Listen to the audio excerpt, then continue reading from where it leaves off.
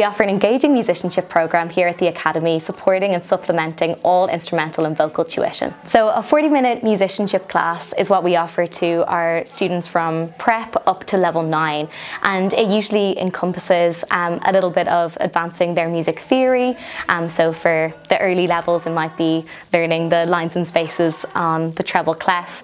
At our more advanced levels, it's learning how to write counterpoint and harmony. So for example, they might be learning a piece with their teacher, and through our lessons they'll be able to know what key their piece is in, understand the different Italian terms written on the music, and understand the harmony between the two hands of a piano piece. So it's all about giving them the tools then that they can bring to their practical classes, so that then in those classes they have more time to focus on musicality and expression, all of these additional things.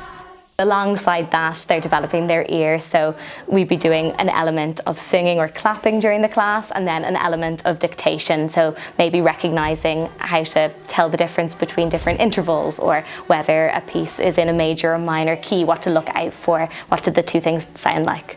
So it's incredibly important for musicians to learn how to listen when they're playing their instruments. They need to make sure they're in tune, but also when they're playing in any kind of ensemble, they've got to be able to listen to those around them and be aware of different parts and where their part fits in. And that's what coming together on these big aural skills days is all about, knowing what their role is and how they're contributing to the collective soundscape of a piece of music.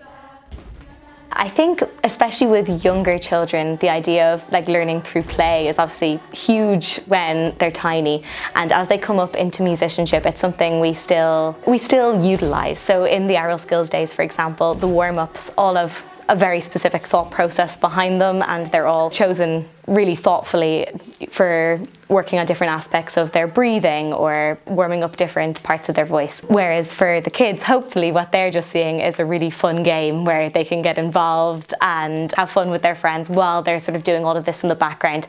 My favourite thing about the Aural Skills Day was the big song at the end where we all came together, because we worked on it in our theory classes and it was really nice to hear all the harmonies. I love the cannons and the solfegging. But I like how you have to stamp your feet. And also whenever I come, I always make new friends. When we put them together but everyone sang something different, it sounds really pretty.